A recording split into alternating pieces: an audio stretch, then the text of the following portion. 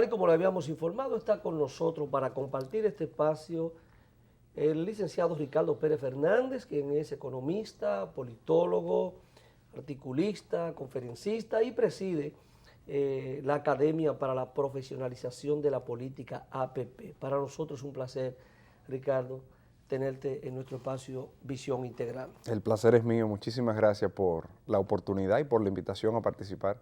Bienvenido. Gracias. Lo guardé bastante, Ricardo, para que tuvieras Que fue un guardado a presión, Lo hombre a guardé, hombre. lo guardé, Es sí. que enero siempre es complicado. Es complicado. Sí. Pero bueno, ya estamos acá y de verdad que es un grato placer compartir este espacio contigo. Tenemos muchos temas. Yo al inicio del programa decíamos que enero ha entrado con una fuerza impresionante a nivel de lo que es noticias y temas interesantes. Y hay uno que acapara la atención pública a nivel nacional e internacional, que es el caso de Odebrecht. Y quisiéramos conversar contigo para ver cuál es el impacto que puede tener un escándalo, digamos, en términos políticos, por decirlo de alguna forma, que empieza, ¿no? Se ha dado a conocer por lo que se ha dicho que ha sido el soborno de 92 millones de dólares para adquirir contratos que se han construido a lo largo de 15 años, 14 años, 15 años en el país, creo, de 2002 o 2003. 2001. Exactamente, 16 años prácticamente, 15 años. ¿Cómo tú valoras lo que está ocurriendo en torno a ese caso, que no solamente en República Dominicana, sino en varios países de América Latina, por el prestigio de una empresa como esta, y la importancia?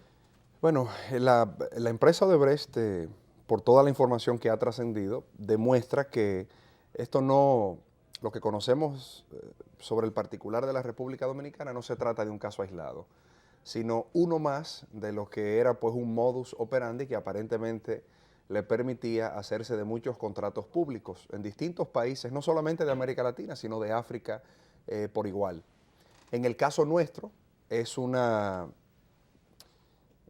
situación sin precedentes realmente, en donde una empresa multinacional reconoce ante un tribunal que no está en la República Dominicana, que fue ante la Fiscalía de Nueva York, no un tribunal, el que aquí se pagaron 92 millones de dólares como coimas o sobornos para poder hacerse de esos contratos, pues eso constituye una oportunidad de oro para la justicia dominicana de poder tener una actuación ejemplar ante un caso que desde fuera se ve bastante fácil en términos judiciales. Hay una admisión de sobornos, ya lo que procedería es investigar quiénes fueron los sobornados y entonces proceder a aplicar las penas que establecen la ley. ¿Tiene que haber alguna indemnización al país o no lo tiene que haber? Que me ha sorprendido que esto no haya sido lo primero que haya perseguido el Ministerio Público. Lo que se ha visto en los otros países donde se ha logrado algún acuerdo, se arranca. Se empieza por ahí. Panamá, Colombia, Perú han logrado en primer término la devolución de el compromiso de Odebrecht de devolver hay esos sobrevaluación de las obras a las arcas públicas y ya luego entonces pasan a la fase de investigar para determinar quiénes pudieron haber estado envueltos en la recepción de estos sobornos. Aquí empezamos al revés, pero ojalá y al final también el dinero pueda devolverse, que es un elemento de mucha importancia por igual. Hay una parte que está inquietando mucho en ciertos círculos y es la supuesta presencia de dos extranjeros de nacionalidad brasileña que han participado en algunos de los interrogatorios que ha hecho, en este caso, la Procuraduría. Y al mismo tiempo se dice que la República Dominicana no tiene ningún acuerdo con Brasil, con la justicia de Brasil, que pudiera permitir eso. ¿Qué hay de cierto en ese sentido? Solo lo he escuchado a modo de rumor. Yo no he podido confirmar la veracidad de esa información. Por tratarse del caso que se trata, lo que uno especula es que podrían ser personas del Ministerio Público brasileño, tal vez asistiendo en el proceso o interesados en saber qué más pueden levantar en términos de información. Según se dice, que estaban en acto de presencia. Sí. En los interrogatorios. Sobre todo en el de Marcelo Cot, ¿verdad? Sí. en ese, como yo eran dos brasileños y él es brasileño, Sí. en el de él ellos participaron, tuvieron presencia. Lo de los otros, los locales, ellos estuvieron en una sesión aparte, no presencia, sino que eso le daba oportunidad de escuchar Sí, de alguna sí, manera. sí. Es la especulación, la noticia que ha corrido. Exacto, de nuevo, cualquier cosa que se pueda decir sobre eso sería pura especulación, porque lo he oído a modo de rumor, pero no ha salido como información pública, ¿no? Información oficial de que hay ciudadanos de nacionalidad brasileña participando en los interrogatorios. Pero lo que se me ocurre es que probablemente son personas del Ministerio Público de Brasil que estarían prestando alguna asistencia Algún tipo de o colaboración. algún tipo de colaboración en este caso. Es lo único que se me ocurre. Se dice, usted decía que aquí empezamos al revés. Sí. Y saben en qué se perjudicó el Estado Dominicano para resarcirlo. Hemos empezado a investigar. Sí.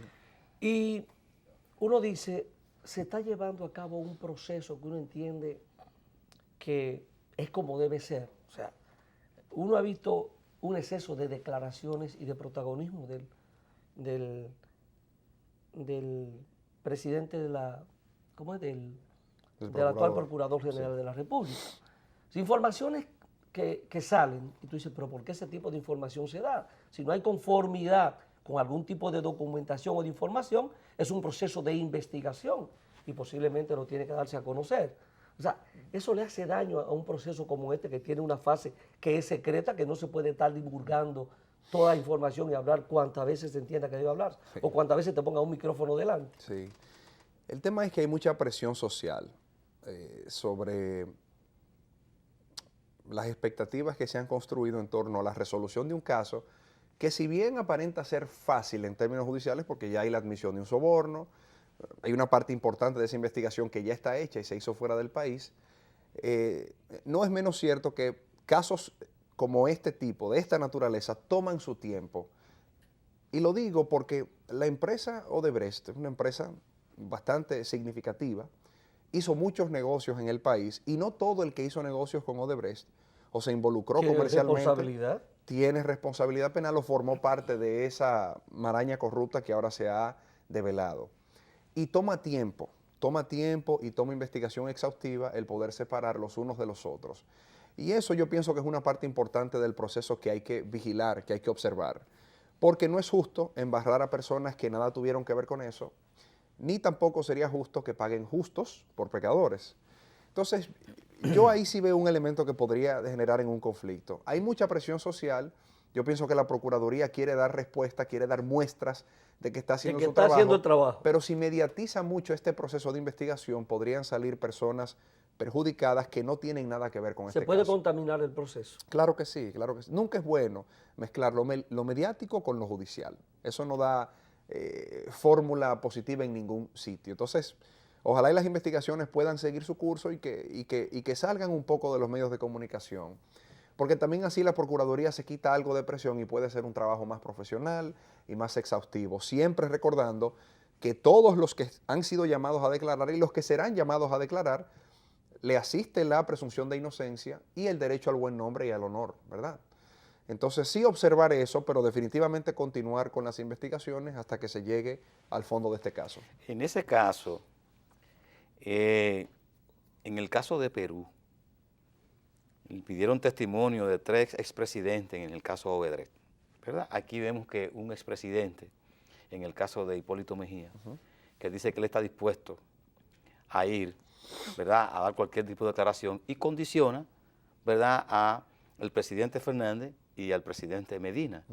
En este caso, algo así que lo haya dicho un expresidente y donde se indican, digamos, exfuncionarios de su gobierno que podrían estar involucrados en todo este proceso.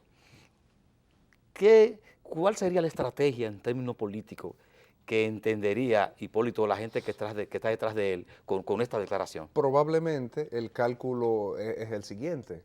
Ellos asumen que bajo ninguna circunstancia se querrá interrogar al presidente actual, Danilo Medina.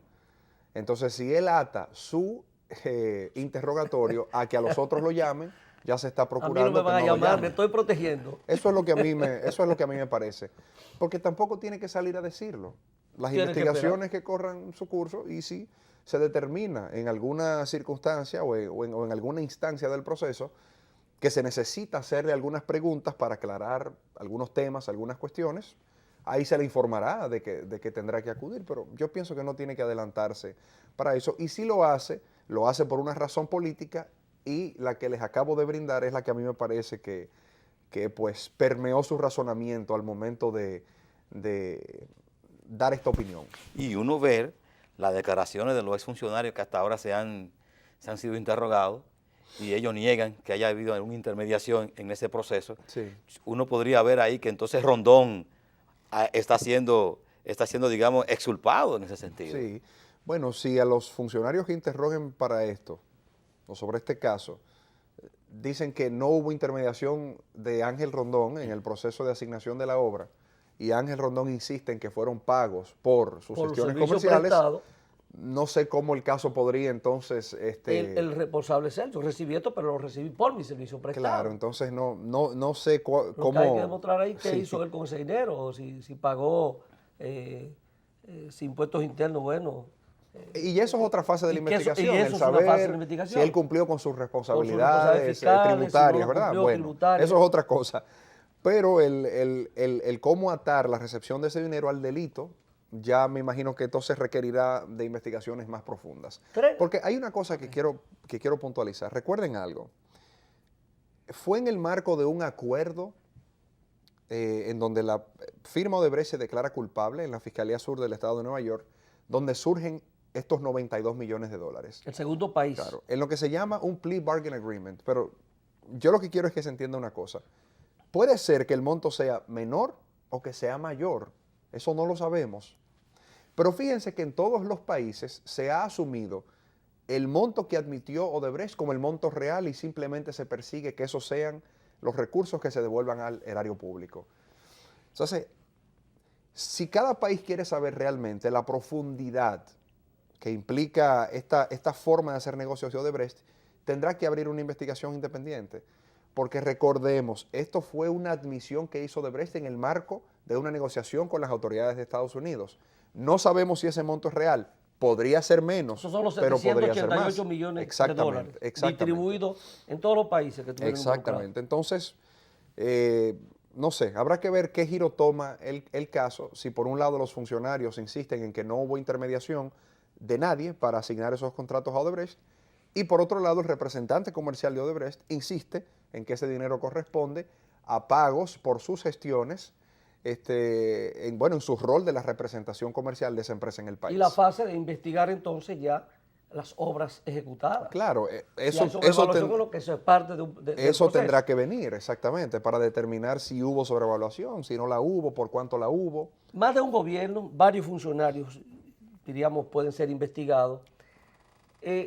Al darse esa situación, que más de un gobierno, y por eso Hipólito Mejía da esas declaraciones, ¿tú crees que se puede llegar hasta las últimas consecuencias en este caso? Por las implicaciones que puede tener en términos políticos, ¿y qué tipo de implicaciones puede tener? Los precedentes nos dicen que no, que probablemente, o que si nos fuéramos a guiar por lo que hemos visto en el pasado, es altamente improbable que suceda en este caso. Pero este caso es diferente a todos los demás. ¿Y la actitud entonces, en términos de las fuerzas políticas, sí, de lo que es la sociedad civil, que hemos visto ya nosotros, la marcha que convocaron, sí, y realizaron, y digamos que hay una cierta actitud, un cierto aire de que si no caen cabezas, digamos que el proceso entonces de agitación, sí, podría permanecer, incluso podría ser como emblemático, y a partir de aquí, bueno, la impunidad pues debe desaparecer. Teniendo como ejemplo en América Latina que se ha actuado de otra manera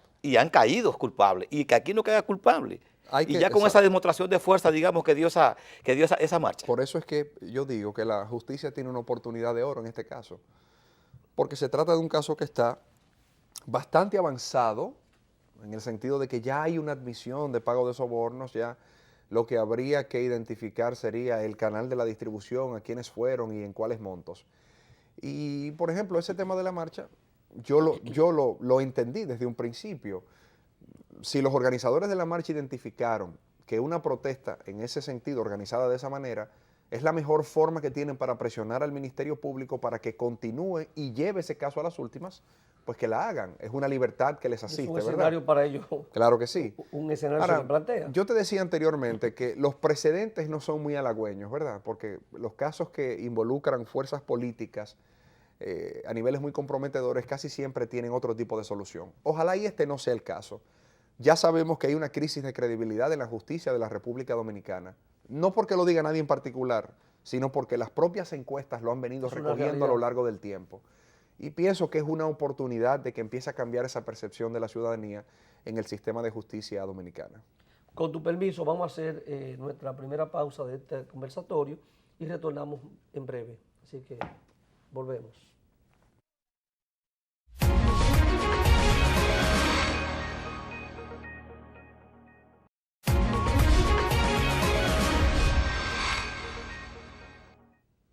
Continuamos conversando con Ricardo Pérez Fernández, quien ha estado expuesto mucho en los medios de comunicación estos días, y además él tiene una sesión ahí, que yo siempre la veo, en un programa en la noche, un noticiario muy interesante. Y además le damos mucho seguimiento a través de los diferentes artículos que publica en el periódico Listín Diario, ¿no? Así es. Hay un tema que usted estuvo tratando durante mucho tiempo, que fue el caso de las elecciones en los Estados Unidos. Y nos gustaría ya dejar el plano local y pasar al plano internacional con el ascenso ya al poder de Donald Trump, ya juramentado formalmente. Hablar un poco de las expectativas de la presidencia de Donald Trump.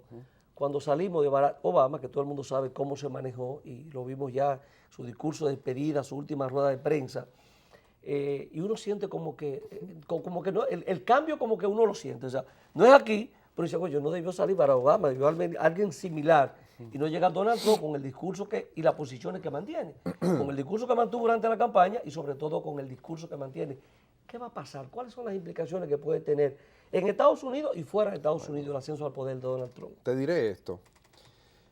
En esta semana recién pasada, el presidente chino, Xi Jinping, en el marco del Foro Económico de Davos, Sí. pronunció un discurso donde prácticamente se declaró el nuevo líder de los temas importantes a nivel mundial. Se declaró que sería el líder del tema de la lucha contra el cambio climático, el líder por propulsar los acuerdos de libre comercio y el líder para asegurar que el mundo continuara evolucionando en paz.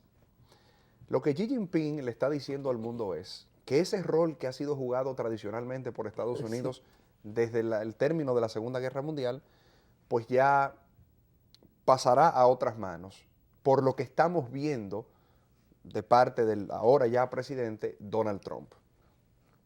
En materia de cambio climático, Donald Trump dijo a lo largo de toda su campaña, incluso que eso probablemente no era cierto, claro. Incluso llegó a decir que era una trama de los chinos para entonces impulsar a Estados Unidos a cambiar su matriz energética y hacerlos menos eficientes. O sea, Donald Trump no cree en el tema del cambio climático y es uno de los temas, si no el más importante, que debería de serlo, uno de los más importantes en la agenda mundial. En lo que tiene que ver con comercio internacional, Donald Trump ha jurado volver a la época del proteccionismo. De hecho, lo hemos visto amenazar, amedrentar a empresas de manera particular. Que empiezan a detener inversiones. Así es, que han anunciado que iban a hacer otras inversiones fuera de Estados Unidos y al final, dicen ellas, han resuelto quedarse en Estados Unidos por petición del presidente. A mí, si es por un tema de eficiencia que se van de Estados Unidos, se van a ir como sea. Yo lo que me imagino que esto se trata de una táctica dilatoria de su parte. Entonces hablamos de cambio climático y hablamos de comercio. El tema de la paz. Lo que ha garantizado la paz luego de concluida la Segunda Guerra Mundial ha sido la estructura del orden mundial que creó precisamente Estados Unidos al cabo de ese conflicto bélico. Las instituciones del Bretton Woods, Naciones Unidas y en lo que tiene que ver con Europa de manera particular la OTAN. Y el principio fundacional de la OTAN, que el ataque a un país miembro de la OTAN equivale a un ataque a todos los países miembros de la OTAN. Eso es lo que ha contenido el deseo expansionista de Rusia todo este tiempo. Entonces, Donald Trump dice que la OTAN es obsoleto, que no sirve, que los países europeos van a tener que pagar por su propia defensa y que Estados Unidos de cierta forma no se va a involucrar en esos asuntos. Eso es sumamente peligroso, sobre todo cuando se tiene una Rusia liderada por un Vladimir Putin que es evidente, tiene ambiciones imperiales. Él quiere que, al igual que Donald Trump decía, volver a convertir a Estados Unidos en la potencia grande. Rusia igual. Es una aspiración que Vladimir Putin tiene también para Rusia. Todos estos elementos se combinan para tejer un panorama de mucha incertidumbre, que genera mucha ansiedad, porque la verdad es que no sabemos en materias de políticas públicas cuáles van a ser esos primeros pasos de Donald Trump. Y la repercusión que va a tener. Claro, se va a concretar o se van a concretar todas estas amenazas vertidas a lo largo del proceso electoral. Si así fuera, estaríamos frente a un nuevo orden mundial donde Estados Unidos, por lo menos en la escena global, iría perdiendo protagonismo, y hay que ver ese vacío por quién es sustituido.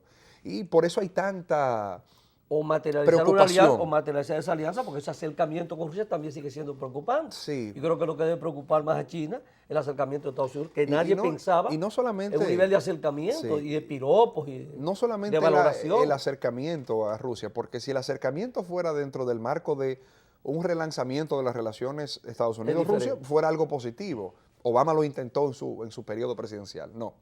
Aquí estamos hablando de que han salido informaciones dadas por la comunidad de inteligencia de Estados Unidos de que los rusos chantajearon a Donald Trump durante la campaña con información personal, financiera. Hackeo ruso. Claro. Hackeo ruso. Hablamos de que se comenta que hubo coordinación permanente entre las agencias de inteligencia de Rusia y la campaña de Donald Trump. O sea, aquí estamos hablando de que es un acercamiento con Rusia, de que es una actitud de no hostilidad frente a Rusia, no porque esto obedezca a un plan estratégico geopolítico, no, sino porque posiblemente se siente comprometido, se siente atado por unas informaciones que podrían ser comprometedoras para él. Y eso es sumamente peligroso. Y les diré más sobre eso. Yo pienso que de continuar las investigaciones sobre este tema, si se llegara a confirmar con evidencia incontrovertible de que hubo tal coordinación y de que existe esa información y que Donald Trump fue chantajeado durante el proceso electoral, podrían ahí estar las bases sobre las cuales se podría constituir un juicio político. Eso yo no lo pongo en duda. Hay que esperar a ver, tendrán que continuar las investigaciones y ver qué termina sucediendo con relación a eso. Pero yo pienso que es algo muy preocupante y es una señal que debe de perturbar en algo a Donald Trump el hecho de que sean senadores de su propio partido los que estén liderando la presión de que se continúe investigando y de que las agencias de inteligencia continúen buscando información sobre ese caso. Ricardo, eso es una injerencia que nunca se había visto, ¿no? Y repercusiones tienen que tener. Así es. Llama mucho la atención cuando uno escucha los funcionarios designados, sí, ya lo que se han designado públicamente, sobre todo lo que es el encargado de las relaciones exteriores, ¿verdad? Que ha dicho, bueno, que el problema no se resuelve con un muro, por ejemplo. Sí. Dando ese tipo de declaraciones. Son contradictorias. Y uno ve el otro y se nota en sus declaraciones, sobre apuestos puntuales a que Trump ha hecho declaraciones, cuando se le ha preguntado a ellos, uno es notorio para toda la comunidad internacional a través de sus declaraciones, que ellos no sintonizan con ese discurso, sí, bueno, y que piensan diferente y que por lo tanto dan declaraciones diferentes. Claro. ¿Qué hay ahí? ¿Qué va a pasar entonces? Por eso te decía que pende esta especie de nubarrón de incertidumbre sobre los Estados Unidos y los estamentos de la política en Estados Unidos y de los ciudadanos comunes también. No, y que dicen, bueno, pero ¿a quién le creo? Porque por un lado tengo a Donald Trump que me dice que el muro es la solución y su propuesta, ¿verdad? La persona para que encabece el Departamento de Estado dice que no. ¿A quién le creo cuando me dice el secretario de Defensa cosas completamente contrarias a las que establece Donald Trump? En materia de educación, su nominada dice cosas que contradicen, francamente, posiciones que ha tenido Donald Trump. ¿A quién le creo? La verdad es que yo no sé qué responderles a eso. No sé si al final imperará el criterio de Donald Trump o si se dejará asesorar por estos, quienes han sido sus funcionarios propuestos, para ejecutar políticas que vayan más en la línea de lo que son sus opiniones y sus visiones. No lo sé de verdad. pero eso agrega ese componente de incertidumbre que ahora reina en Estados Unidos. En América Latina, ¿cuáles pueden ser esas repercusiones? El tema migratorio, de inversiones.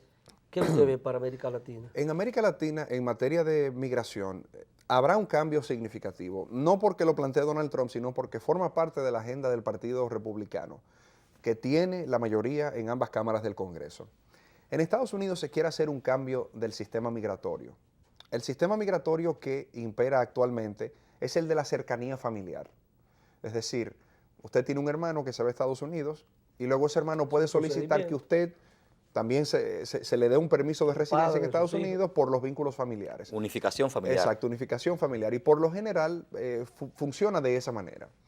Lo que están planteando los republicanos en el Congreso, liderados por Paul Ryan, el presidente de la Cámara de Diputados, es que se cambie un sistema de puntos, en donde lo que se privilegia ahora es la formación profesional de los que aspiran a migrar a Estados Unidos y asegurarse de que eso sea compatible, claro, con las demandas de lo que son los sectores productivos de Estados Unidos. Un sistema como el de Canadá. Que es muy diferente. Claro, y eso naturalmente implicaría cambios muy significativos para la comunidad latinoamericana. Muy, muy significativos.